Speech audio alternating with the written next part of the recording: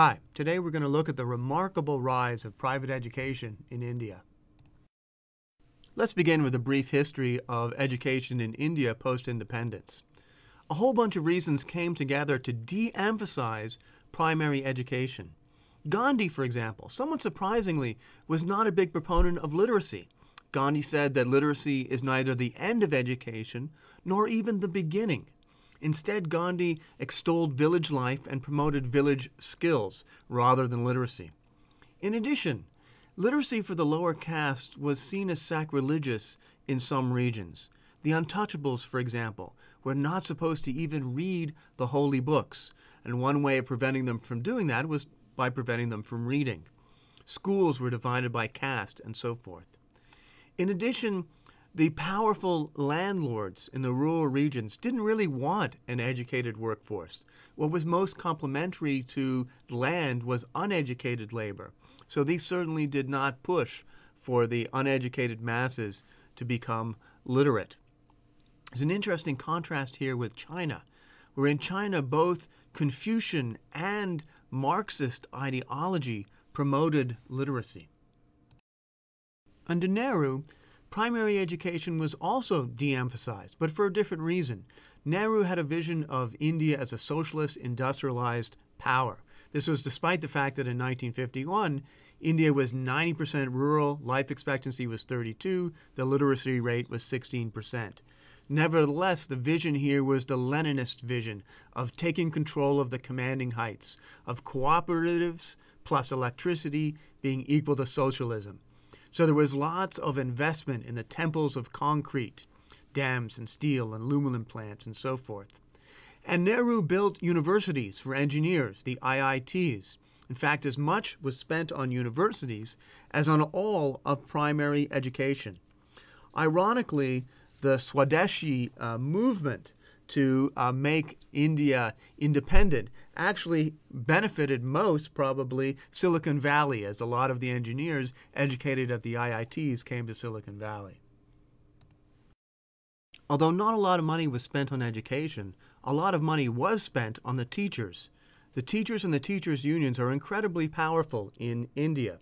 The Indian Constitution, in fact, gives the secondary teachers the right to elect 1/12 of the members of the higher upper office of the state legislative councils.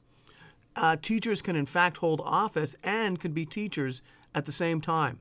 Now, can you imagine a principal trying to fire a teacher for absence when that teacher is a member of the state legislative council? It's going to be really hard to do. In fact, Kingdon and Teal find that the students of teachers who belong to the union are actually more poorly educated than the others, perhaps because absenteeism is so much higher for these powerful teachers.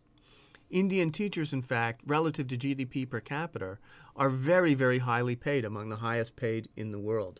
And the teachers' unions are among the largest unions in India. Teacher absenteeism is shockingly high in India. On a typical day, 25% of the teachers simply cannot be found. And of those teachers who are present, only half of them are actually doing any teaching. Moreover, it's the older teachers, the more educated teachers, the head teachers, who are more frequently absent. These are the ones who have jobs elsewhere and are simply using their, quote, teaching job as a perk.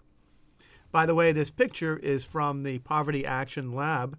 They're doing an experiment which uses cameras to take a daily picture to show that the teacher is actually in the classroom and giving teachers incentives to actually show up if they can prove that they were there. This program has been very successful in cutting absentee rates almost in half. So traditionally, the majority of government schools in India were ignored, underfunded, and ineffective. However, the demand for education was quite low. A large majority of the population was agricultural and were just doing traditional things which had been done for thousands of years. Then in 1991, there was an economic crisis, followed by economic liberalization. There was a dramatic ending of the license Raj. And because of this, Indian growth rates began to increase quite dramatically. This had a profound effect on the market for education. Greater economic growth stimulated the demand for education. The government schools, however, were slow to respond. Instead, we had the rise of private schools. And this increase in private schools was geared towards the poor. There were millions of small, tiny schools in the slums of the major cities of India. Tuition on average was $2 a month. Free tuition was common. The facilities in these slum schools tended to be of low quality, but nevertheless were higher quality than in the government schools. The new economy of the 1990s was based on the export of services, and understanding English was a very valuable skill which the people wanted. The government schools, however, were often teaching in the local languages for politically correct type of reasons. In fact, historically, English teaching has been banned in many states, and in fact, this remains a populist issue today. Here's a recent Sunday Times of India headline: SP vows to abolish English, computers, thus combining language Ludditism and technological Ludditism.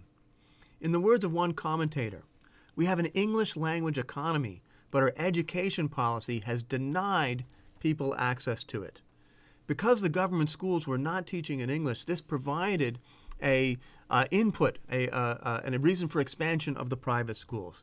So in Hyderabad, for example, less than 1% of the government schools were teaching in English, but 80% of the private schools were. In East Delhi, 2.8% of the government schools teaching English, but 32% of the private schools. The aspiration, the use of English as the language of aspiration, had a religious component to it, not just an economic component. So the Dalits, for example, had often seen the Hindi language as the language of oppression, as the language of caste, and they preferred to use English as a language which united them all across the nation. So English was truly the language of aspiration for both economic and religious reasons. The private schools, although built in these slums, although having very poor facilities in an absolute sense, tended to have better facilities than the government schools. So teachers were less likely to be absent. They were more likely to have drinking water at the schools, to have toilets at the schools, to have blackboards, to have desks, to have electric lights, and so forth. For all of these reasons, private schools began to explode in popularity. In fact, by 2004-2005, 27% of the primary age school children in India were in private schools, about 20% in rural regions and 50% in urban regions. These numbers are in fact a little bit higher today. Over half of the children in urban regions are in private schools, mostly these small, low-tech private schools in the slums of India in the big cities. It's incredible. Comparing the public schools to the private schools, what we see is that the private schools had better educated students. So in a test of reading, almost 50% of the kids in the private schools could read a story, but only 28% of the kids in the public schools. 5% of the kids in private schools couldn't read at all. 11 or almost 12% could not read in the public schools. We see the same thing when we look at arithmetic. So in the private schools, 33% of the kids could do a division problem. In the public schools, only 18% of the kids could do a division problem. 10% of the kids in the private schools couldn't work with numbers at all. 20% of the kids in the public schools could not work with numbers at all. So the key question here, of course, is, are the schools different or are the students different?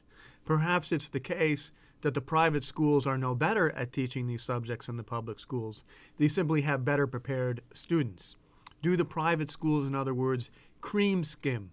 Do they take the cream of the public school students for themselves, and that's the reason they have better results? That's the question we're actually going to look at in the next video based on a paper by myself. Here's some further reading, including my paper on cream skimming, which we're going to talk about in the next video. James Tooley has a lovely book called A Beautiful Tree, talking about private education for the poor, not just in India, but around the world. Tooley and Dixon and co-authors have looked at private schools and public schools in different regions of India. Here's the Kingdon and Teal paper, which looks at teacher unions and the effect on student performance. And also Nindan Nilekani, in his book Imagining India, has a very good section on the rise of private schools. Thanks.